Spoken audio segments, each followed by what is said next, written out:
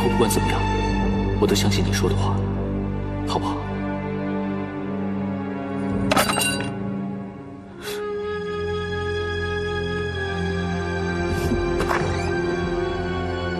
玉婉，怎么是你啊？你偷窥我们？这是我的房间，我不知道“偷”这个字应该用在谁的身上。我知道是我不对，但是我们也是有隐私的。哎，你能不能少说两句啊？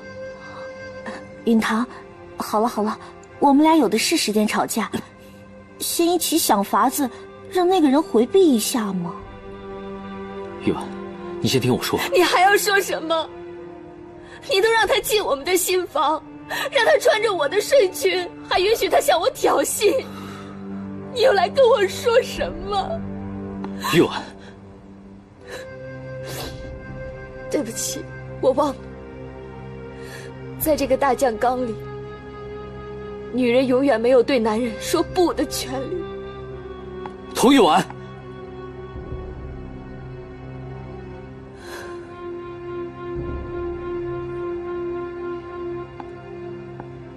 杜允堂，再见。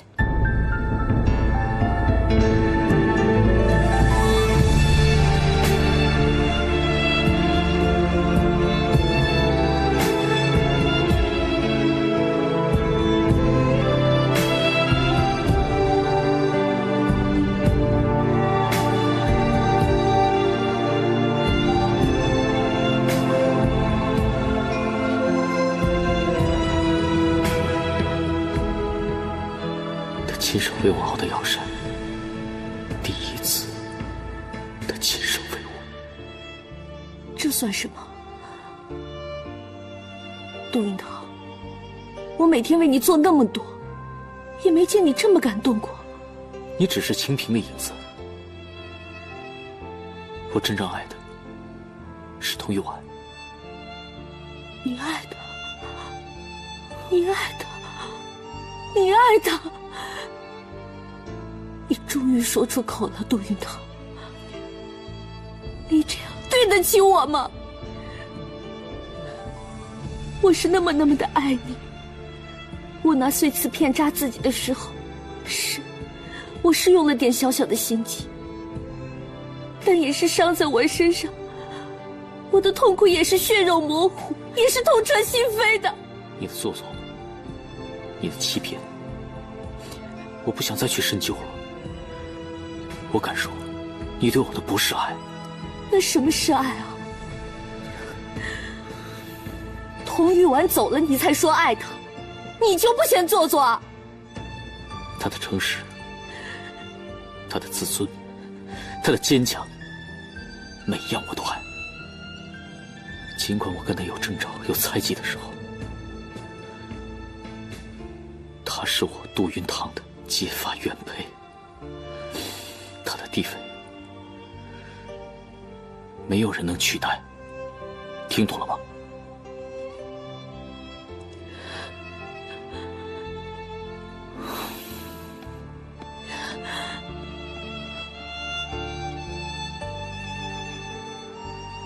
容妈，太太，允堂去没去玉婉那儿道歉？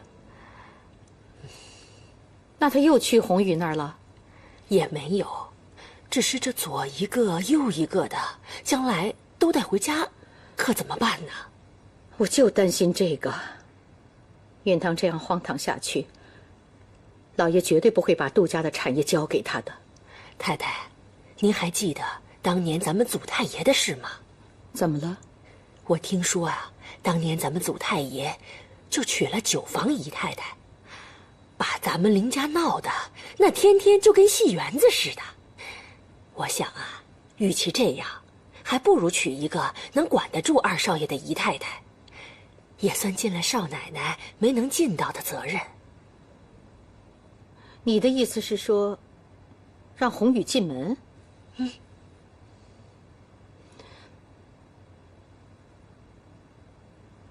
不行。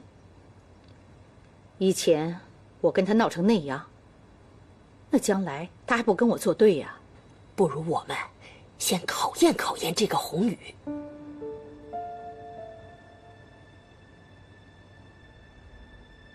振作起来，我会给你更多。我什么都不想要，我只想大哭一场。他不爱我，他抱着我的时候，眼中只有怜悯。他爱的只是童玉婉。没想到，像你这种女人，也会为爱情痛哭流涕啊。爱情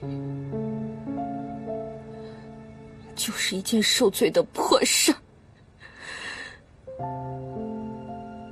我就是宁可毁了，化成灰，我也不要他爱童玉婉，不要！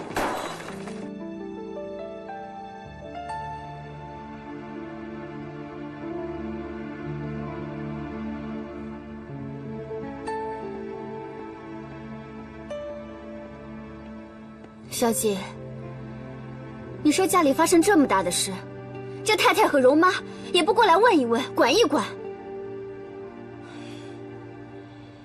是我自己没用，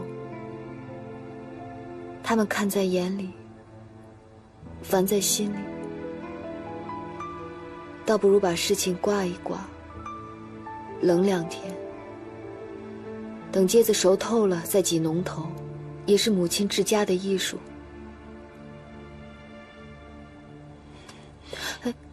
素汐，怎么了？你看看，你整整看了2个小时账本，愣没翻一页。你心里苦成这样了，为什么还要忍？还要装成淡定？好，你心气儿高，装得跟没事人一样，别人会当真的。太太和容妈都在商量给姑爷纳妾了。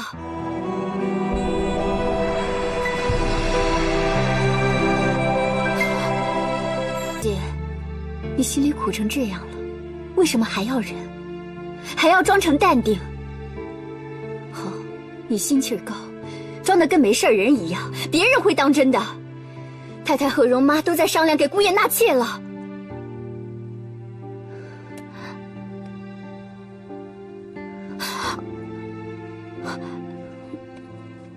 小姐，都怪我，我本来不该说的，我怎么就管不住自己的嘴巴呢？小姐，你千万不要想不开，就宏宇那种下三滥的女人，太太怎么能看上呢？相比之下，一定会看上小姐的长处。他处心积虑，又和二房串通一气，把这家子人的脾气好恶摸得一清二楚。允堂那么精明，都着了他的道，何况太太？还有老爷，老爷最明白事理，等老爷把工厂停电的事处理好，一定会给小姐做主的。苏西，连你都知道，老爷忧心工厂停电的事，他替我阿玛额娘挑了40万的债务，我不能替他分忧，还要让他为琐碎的家务事操心，那我不成了天底下最忘恩负义的儿媳妇？小姐，你说你想怎么做？我苏西替你出头，也算是替天行道。苏西，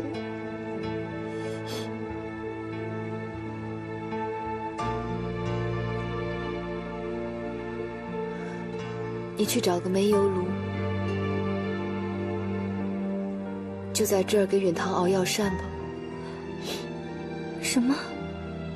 你还熬啊？这姑爷的心都被狗吃了，你还要掏心掏肺的对他？事到如今，我也只能尽我的心意。至于结果，就看他的心了。小姐，你一片真心对人，那那也得看对象是谁。姑爷不是周少爷，周少爷至情至性，你真心对他，他痴心回报。可姑爷呢？那恶魔姑爷的心我是看透了，他就是万年海底千年冰，只怕你一辈子把真心给他，都听不到他一个响儿。小姐，如果周少爷现在就带你私奔，我第一个举双手双脚赞成。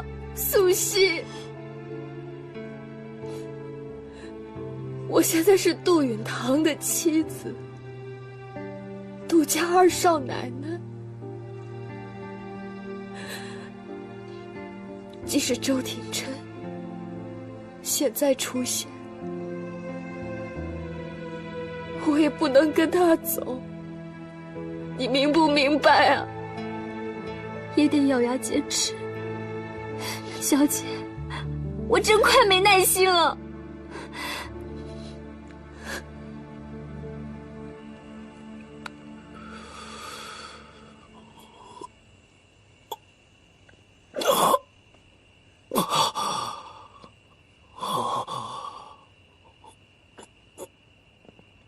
这个臭小子，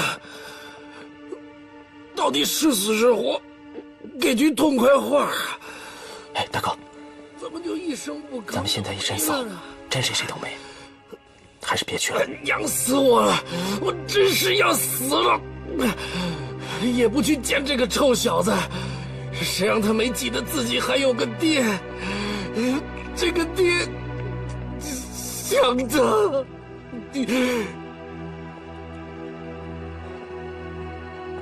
大哥，窗台上的花已经蔫了，没准敏如小姐已经被日本人给咔嚓了。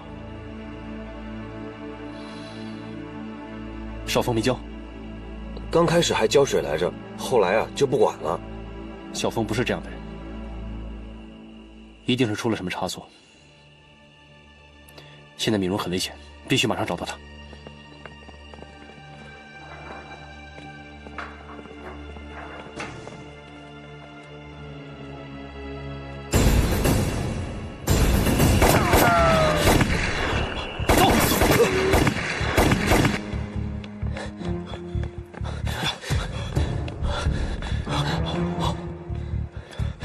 先躲开！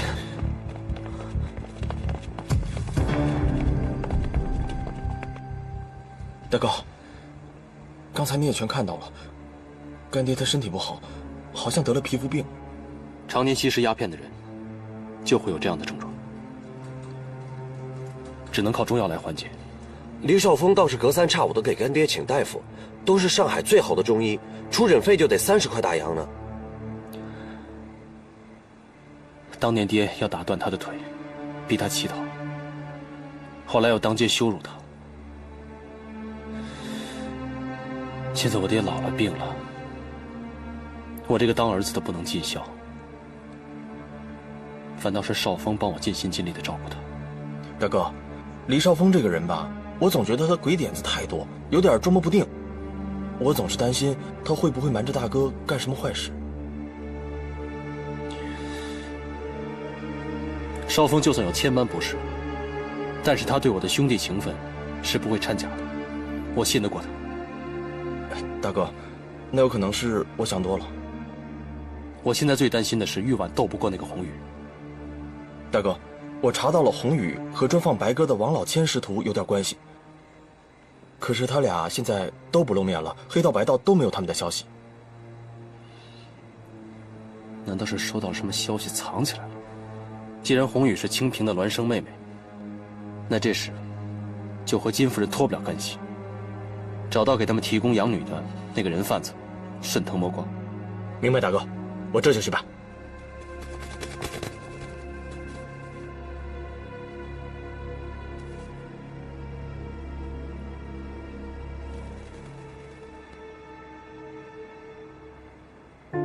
明天黄昏，外摆渡桥见。偷偷吻你，不反对吧，敏如？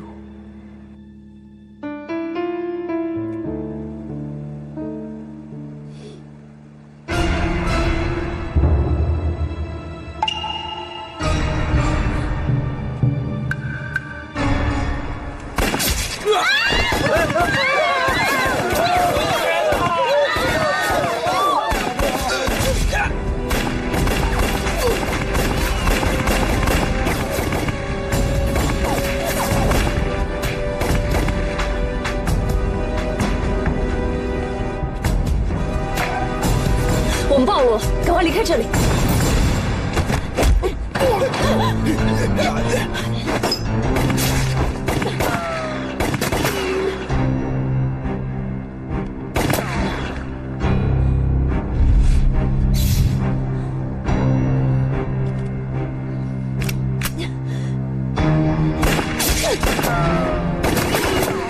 我们的人快到了，你跑不了了。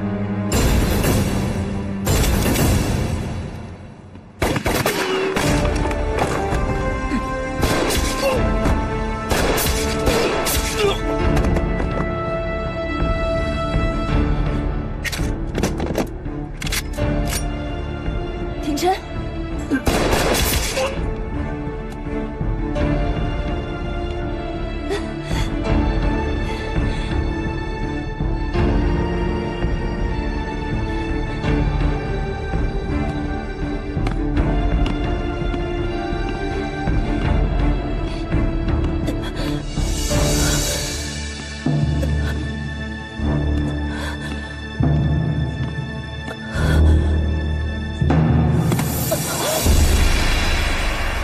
你出卖革命的同志，死有余辜。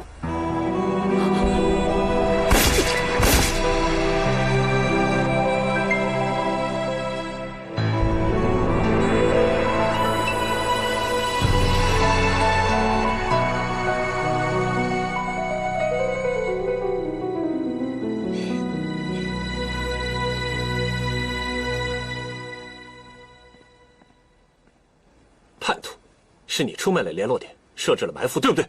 不是的，你不要再维护他了。哎呦，兄弟，不好意思啊，碰上你了。我跟你说啊，你以为的叛徒其实是英雄，而你以为的烈士才是真正的叛徒。你跟踪我们多久了？你到底是什么人？是不是他们说的暗棋？其实啊，我连个臭棋我这都算不上，啊，我偶尔啊就是收收破烂，传传口信儿。什么口信？北洋特使要用周廷琛指控沈志佩，周先生最好马上离开上海。还有，找回杜若欢的事儿，你们最好不要参与，否则很可能暴露杜家和革命党的关系。以杜家的能力，他们找个女孩毫无问题。我知道了，谢谢。我会把自己藏起来。保重。廷琛，让我做你的护法，保护你隐身。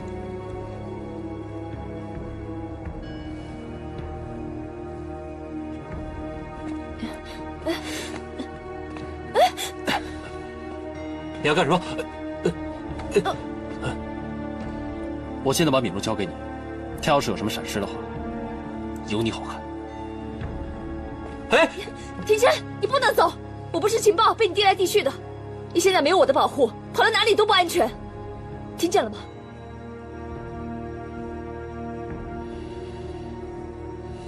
廷琛，放我上来呀！廷琛！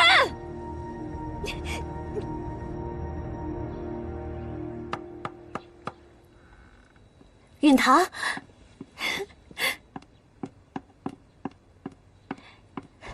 允堂，太太，你怎么来了？怎么，我不能来吗？这是我儿子花钱租的房子，我要来看看我儿子又添置了什么摆设。红雨给太太请安，问容妈妈好。礼数倒还算周全。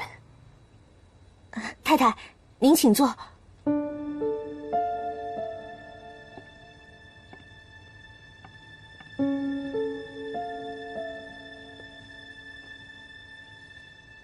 哦，我去给太太沏杯茶。慢，我们太太喝茶的脾性和二少爷不一样，她不喝碧螺春。红雨明白，红雨早就准备好了上好的松溪白茶。这种茶上海都少有，你这里怎么会有？二少爷哪天不念叨太太好几回啊？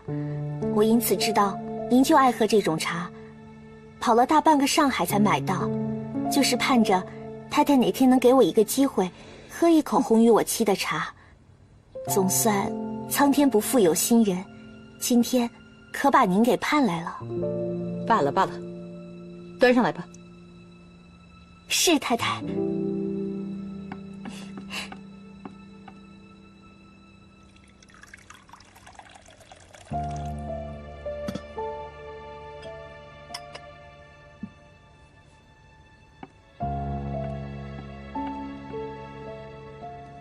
太太，请用茶。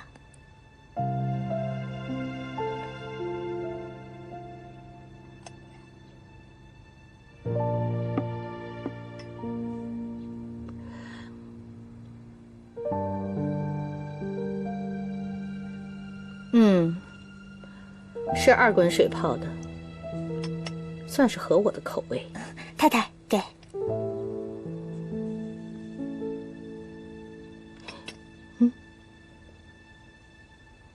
这手巾是法国名牌，像你这种身份的人，怎么能让我儿子给你买这个？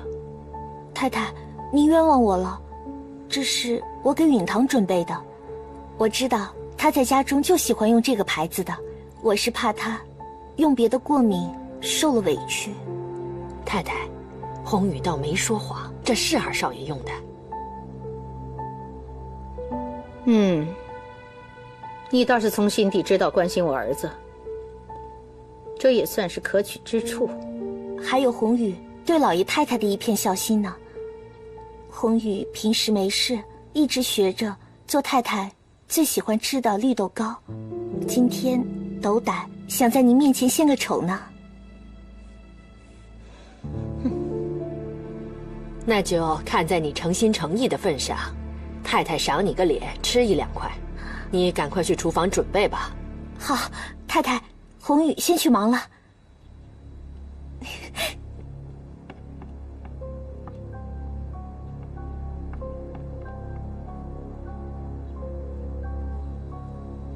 太太，我看他对您恭恭敬敬的，应该不是装出来的吧？他就是装的。啊，原来他是拍咱们的马屁呀！那我们现在就走。走什么走啊？要说这婆媳之间，这儿媳妇拍马屁，就是装也是不错的。哎呀，我这做婆婆的，平日想让儿媳妇拍马屁，哼，有那清高的人还不接这个茬呢。您是说二少奶奶不如红宇懂人情世故？哎呀，行了行了，一提童玉婉，我这气就不顺了。既来之则安之，我们吃完了再回去。是。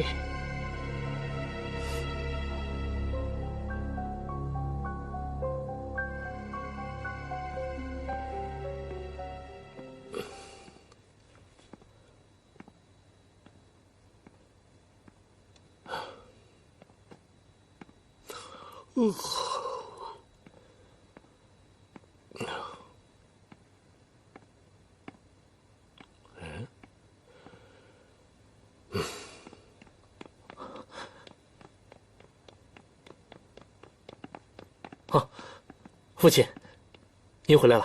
这么晚了，饭菜还没准备好啊？这几天您都在工厂忙，也不知道您今天会回家吃饭，所以就没准备饭菜。大妈呢？带着容妈出去了，估计一时半会儿回不来。那雪竹跟你妈呢？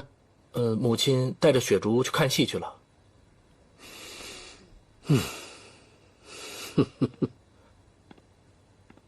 看看我娶的这2房太太，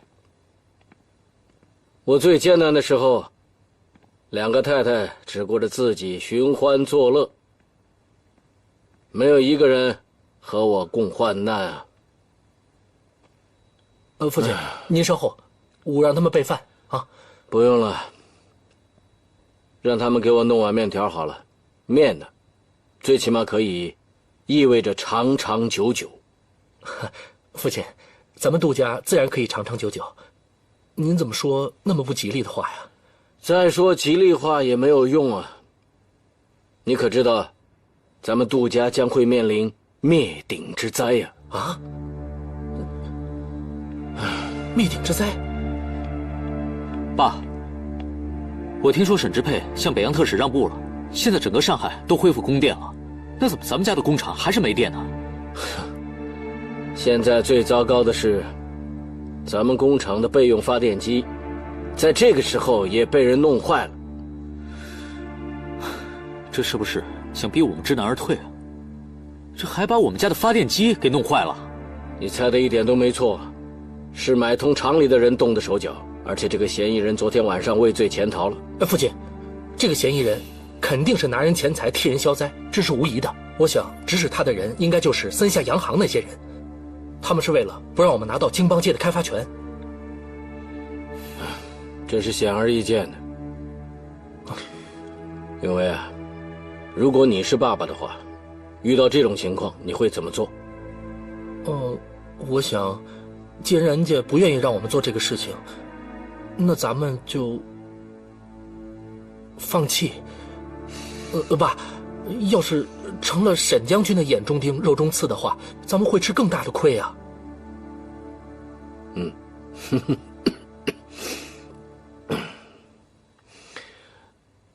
云堂，你呢？你怎么看？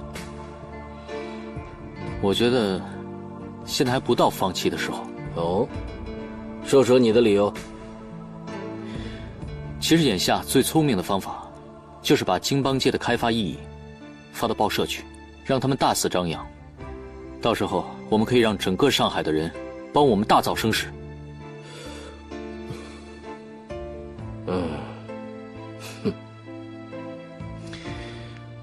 你们两兄弟啊，一个是畏惧，一个是冒进。看来你爸爸我还是不能休息啊。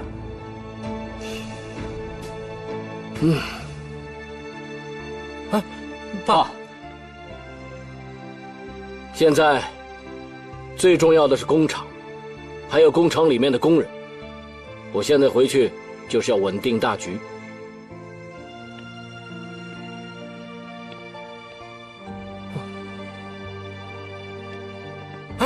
允堂，你是不是想到了什么？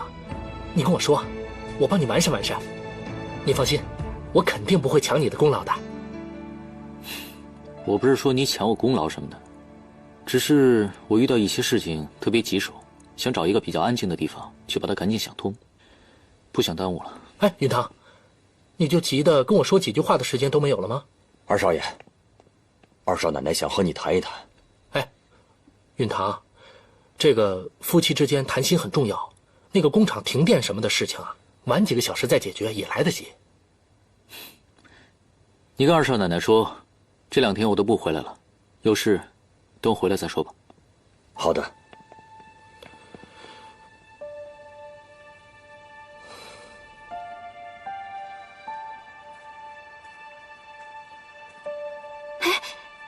小姐，二少奶奶，您回去吧，二少爷，他已经走了。小姐，我去找姑爷算账。素汐，没必要了。管家，二少奶奶，你替我把这个箱子带给允堂，这里边都是他穿过的衣服和爱看的书。二少奶奶，总有一天，二少爷会回心转意的。我先走了。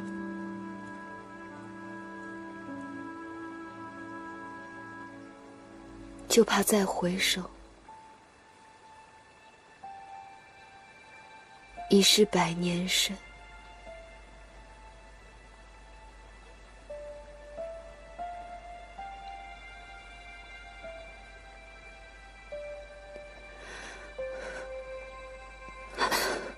小姐，小姐，你没事吧？没事。素汐，扶我回房。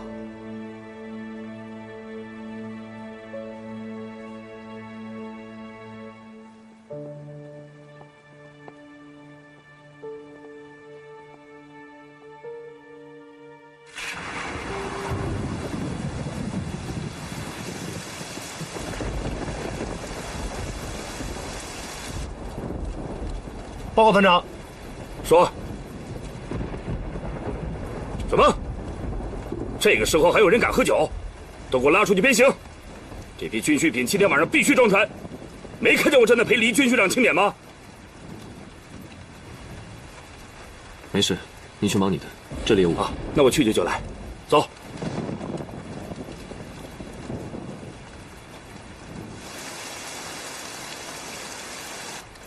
报告黎军区长。这是什么？这是气象局送来的暴雨警报，说是今晚会有特大洪水，请赶紧转移已经装船的物资。好，没你事了，下去吧。是。特大洪水。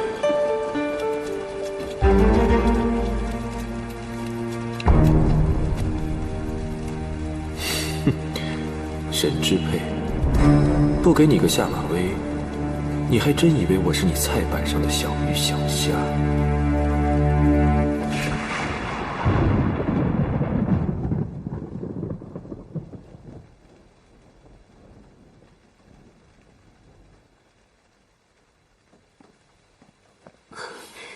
回来了。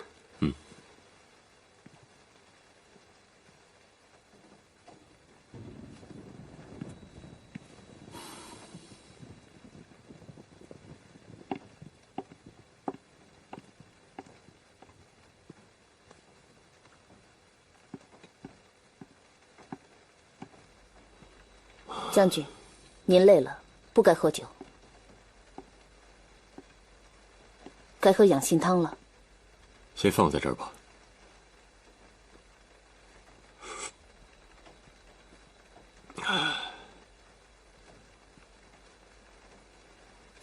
你先下去吧，以后没我的命令，别进我的卧室。是。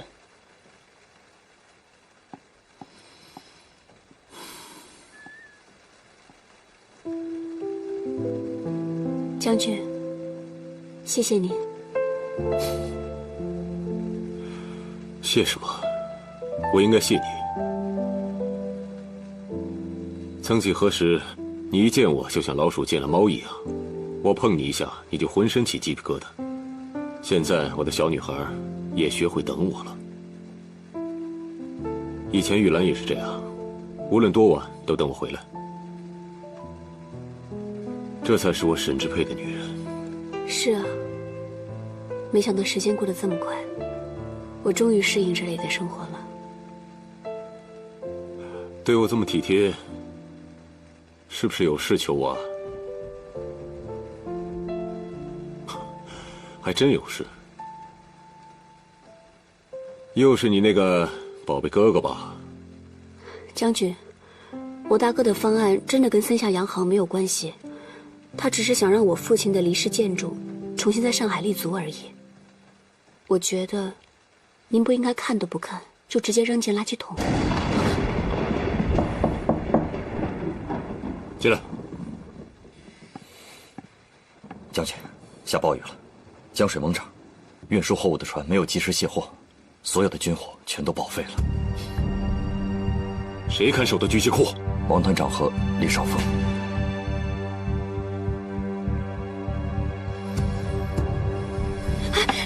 将军，这件事只是个意外，求您放过我哥哥。滚开！一群乌龟王八蛋！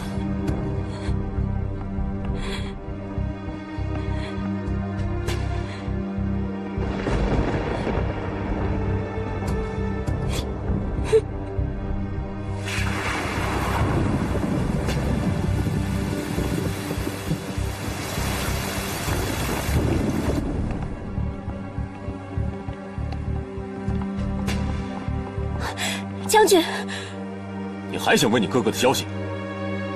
他现在怎么样了？他为了抢救物资，被大水冲走了。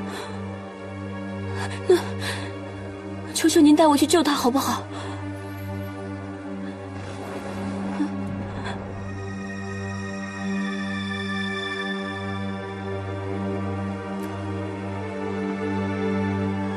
他被救下了，正在医院里。你对他太关心、太依赖了。如果他不是你亲哥哥，我一定会亲手毙了这个让你如此牵肠挂肚、失魂落魄的男人。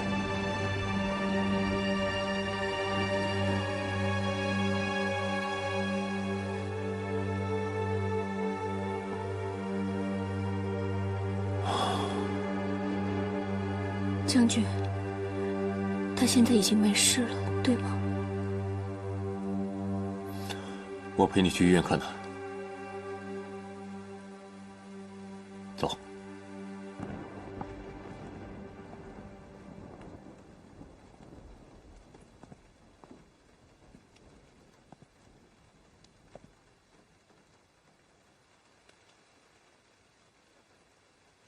啊，你醒了。将军，我没能保住军械库，辜负了您对我的信任。躺下，好好养伤。你已经尽力了，早一点回军需处，就是对我最好的报答。将军，少峰有过误会，不能不说。你还是想说京邦街码头的开发方案？我知道了。我冤枉你了。我真的没有为日本人做事。如果将军现在让我死，我可以死得无憾。大哥，廷琛一直向我推荐你，说你才智过人，所以今天我想听听你的想法。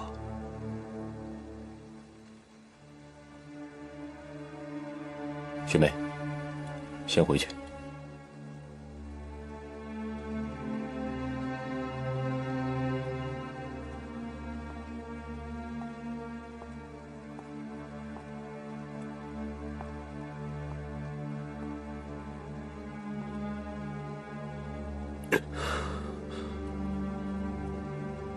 将军，外国洋行刚刚断了我们的军火贷款，现在军火库又出了问题，江苏督军想趁虚而入。我觉得将军不如壮士断腕。什么意思？派人杀了杜家父子，这样华商商会就没有人出头承担京邦街的开发项目，给北京特使一个台阶下。杀了杜氏父子，项目谁来做？拖到北京政府换一波当官的。总之不能便宜了日本人。特使想要周廷琛的项上人头怎么办？周大哥是为了您才亡命天涯的，要是您都保不住他，那以后还有谁敢为您尽忠尽义？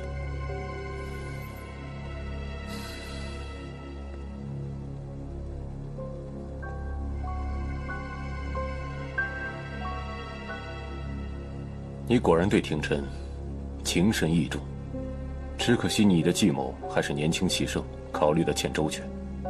杜氏父子不仅是上海华商商会会长，在北京和武汉也是有极深的人脉。暗杀之事如果败露了，我沈之沛在上海滩可就无法立足了。那将军的意思是？想个办法，让他们知难而退。那大哥怎么办？发个通缉令搜捕一下，敷衍一下北京特使。可万一弄假成真，大哥不就保不住命了吗？我养了10几年的黑鹰，就凭几只小家雀，还奈何不了他。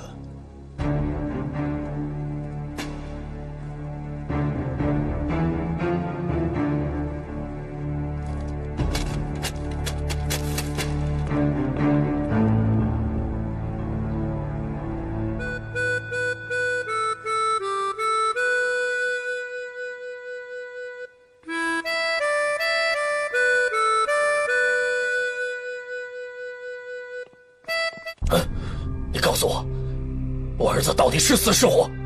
为什么现在满大街都贴着要抓他的通缉令啊？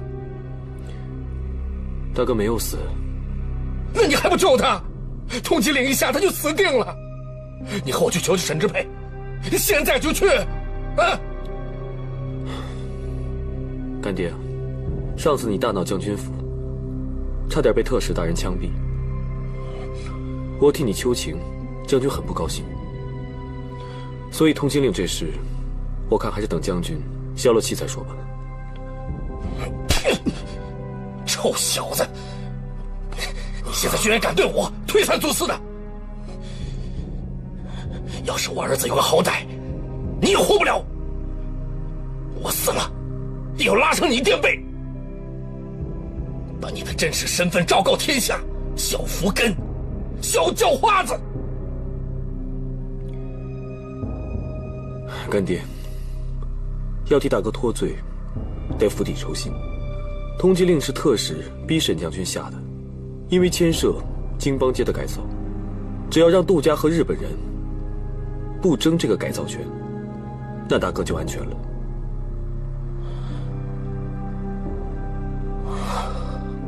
你的意思是，只要对付杜家，特使大人就会放过我儿子？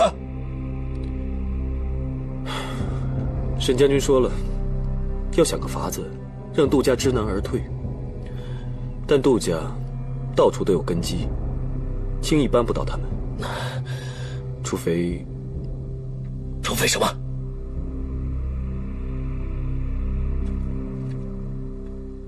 这是我收集的童家的借据。如果我们逼童家还钱，那杜家一定会借钱给他们。到时候杜家资金不足，那京邦街的改造不就只剩知难而退4个字了吗？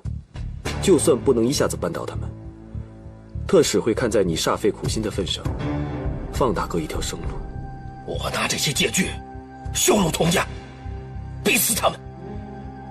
亲家倒了，打断胳膊连着筋，看他还好意思冲上海滩商界的老大。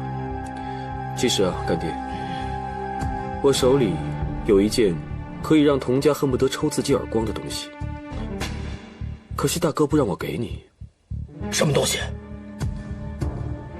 童家的传家之宝翡翠屏风，它是童家祖祖辈辈尊贵的象征，也是童玉婉不争的铁证。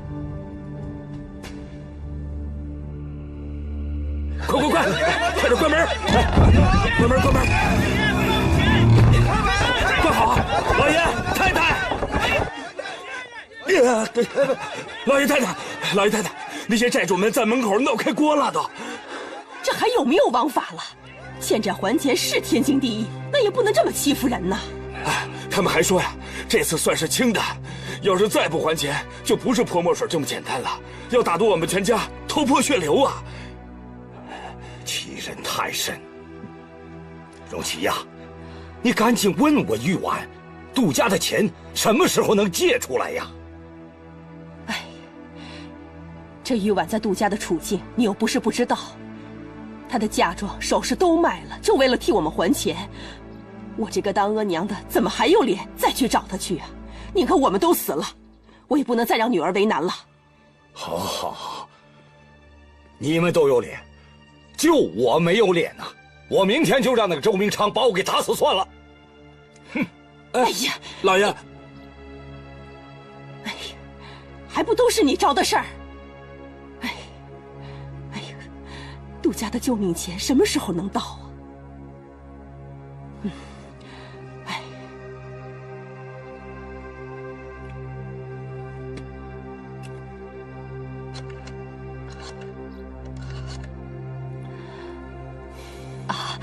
喂，找二少奶奶童玉婉。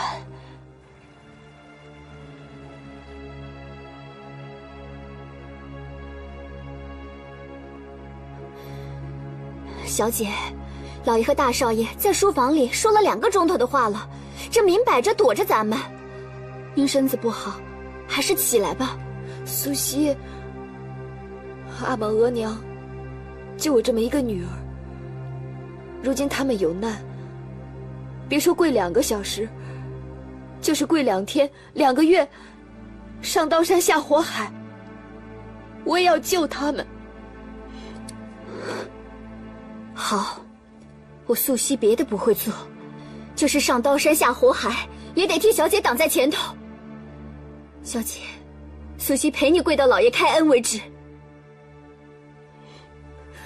苏西，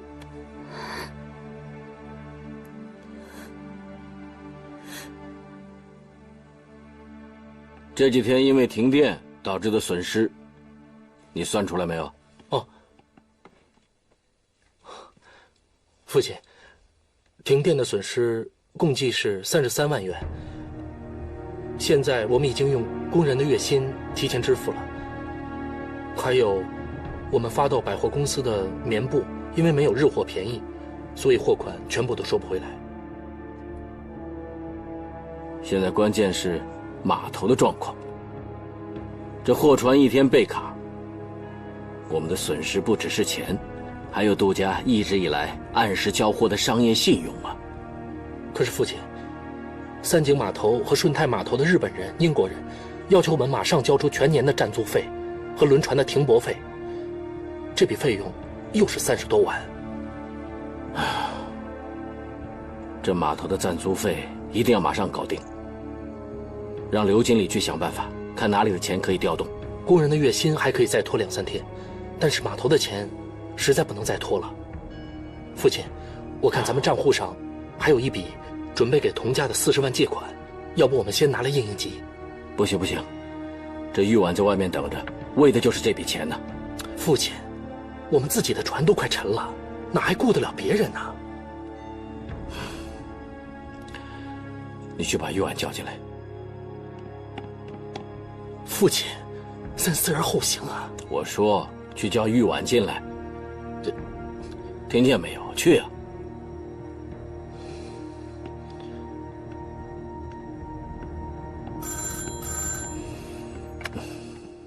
喂，陈兄啊，是，我正要找你呢。是这样的，我最近资金周转不灵啊，所以想跟你借点钱。什么？没钱？陈兄啊，咱们是多年的朋友了，你就别这样，帮帮我好吗？什么？工厂倒闭？那看来我找你不是时候了。那好，我自己想办法。那不好意思了，陈兄，打扰你了。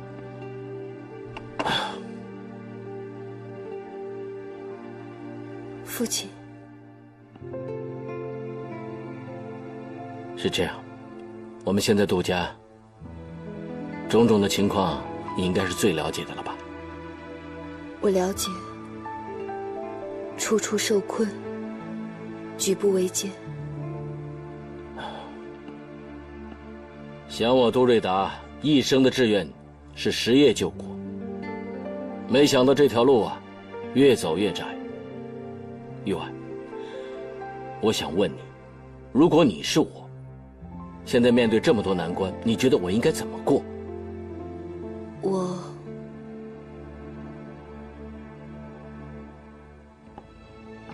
父亲，我会挺住，不会放弃靖邦街码头的开发权。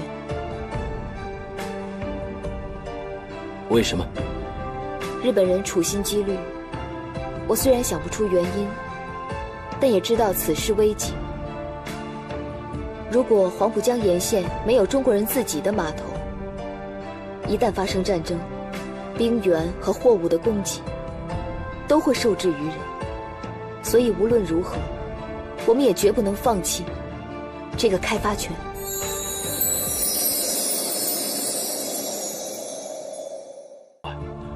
我想问你，如果你是我，现在面对这么多难关，你觉得我应该怎么过？父亲，我会挺住，不会放弃靖邦街码头的开发权。玉婉，你一次一次的让我刮目相看呢。就凭你刚刚说的这番话，这个远见，我杜瑞达再难都要帮助你们童家。宇威，把南浦路的房子卖掉，给童家救济。父亲，那是您答应100年之后留给母亲养老的。什么叫着眼当下呀？我还要跟你说吗？钱财身外之物，该出手的时候就要出手。多谢父亲。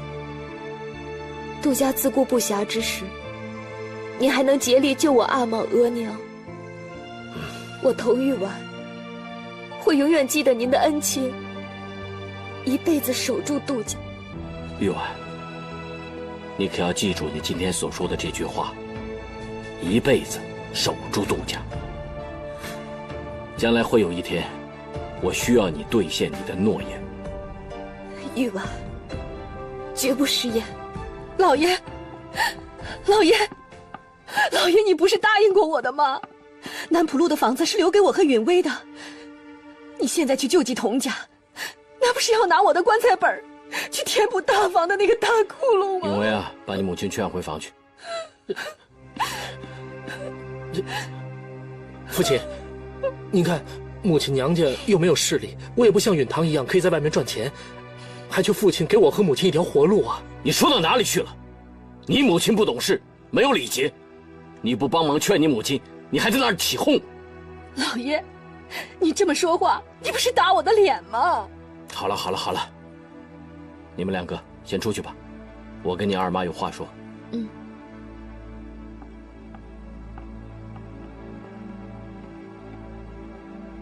翠玲，老爷，你总是让我吃亏，今天这个亏，我咽不下去。翠玲呐，这只是权宜之计，你就别计较了。哎，我可有个好消息要告诉你。你看，这汉远呢，已经找到若欢了，过2天就会来上海了。到时候你就可以看到你17年没见的女儿了。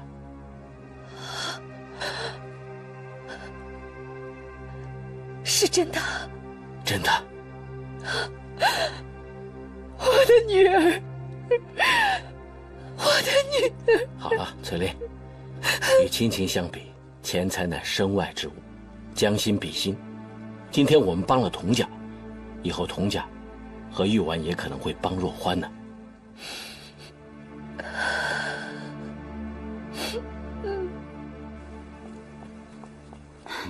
阿嬷额娘，阿嬷额娘，你们怎么来了？玉婉呐，玉婉，就算阿玛求你了，那帮流氓真的打上门来，我们童家真的要完蛋了呀！哎呀，你没看见玉婉生病了，你这么吓唬她？她是我生的，我现在不求她，我什么时候求她呀？这是玉婉的婆家，你给她留点面子好不好？面子？童家要是没了，我们谁都没有面子。哎呀，你小点声你！玉婉是我的女儿，我了解她，她身上但凡有1毛钱，就会给你8分半的。玉婉，我把童家老宅的地契拿来了，我知道兵荒马乱不好卖，狠狠心贱卖，也能凑出40万来。请老爷和太太放心，小姐跪了1天，终于把钱给筹来了。真的？是真的。阿玛额娘，你们不用贱卖童家老宅，安安心心回家等着吧。女儿明天一定把钱送过去。玉婉，你身子没事吧？明天的钱就让素汐送过来就行了。等家里过了这个难关，娘带你去看好的中医，好好调理啊。额娘，女儿没事，倒是你们的身子比我重要啊，千万别急坏了自己。玉婉，那阿玛就等着这个钱救命了，你可千万不要言而无信呐。嗯，女儿一定不会让童家再受债主欺辱。好好好好，我们走吧。啊，哎，老爷太太慢走。嗯，好，走吧。哎，阿玛额娘慢点。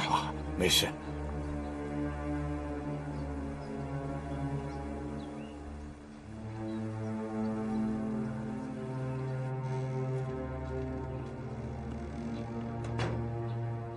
什么风把杜大少爷吹来了？少峰啊，那个姐夫也好久没见到你了，咱们好久没见了，啊？少峰，那姐夫就有话直说了，啊？我知道你最有本事了，那个雪竹对付大房的主意都是你帮他出的。雪竹是我姐姐，她在杜家受欺负，我帮她是理所应当的。啊，对对对，咱们都是一家人嘛，所以今天姐夫有个忙，也想请你帮一下。你不是都要休了我姐姐了吗？凭什么要我帮你？我发誓再也不欺负雪竹了。你帮姐夫一个忙吧。誓言是一切轻浮之物中最轻浮的东西。哎呦，说得好，说得好，真是太有哲理了。这是谁的名言啊？名言？这是我说的。说得好。窦允威，你要我帮你，论亲情你表现不够，论誓言你诚信不够，你还有什么牌可以打？只要你帮我干掉大房，杜家就是我的了。我有魄力把杜家一半的生意都让给你。一半不行，我要全部。你想让我当你的傀儡啊？可你现在连傀儡都不如。有朝一日，你把杜家所有的房产积蓄给你，生意机会给我，然后指使我当华商商会的会长，这是你现在唯一可出的牌。杜家的积蓄和房产都归我？当然。好，就按你说的办。我这个人做事最有魄力了。他们都以为我不如允堂，其实我只是嘴巴不如他会说。少峰，眼下你先得帮我解决南浦路房产的问题，不能让它被卖出去，否则我就不能相信你了。房产分布图带来了吗？啊，那。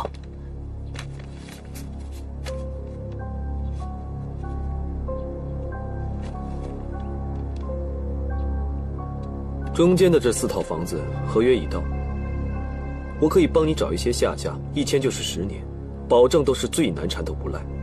等一下，你是什么意思啊？你要记住，这就是房产买卖中最厉害的一招——穿心烂。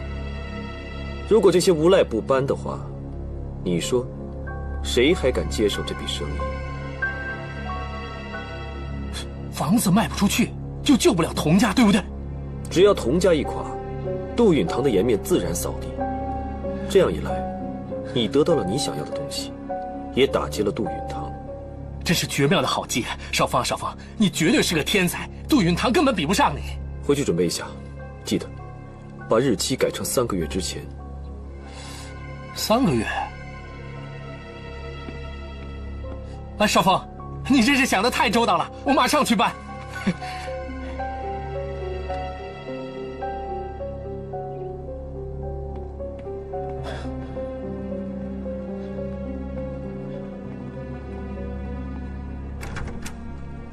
父亲，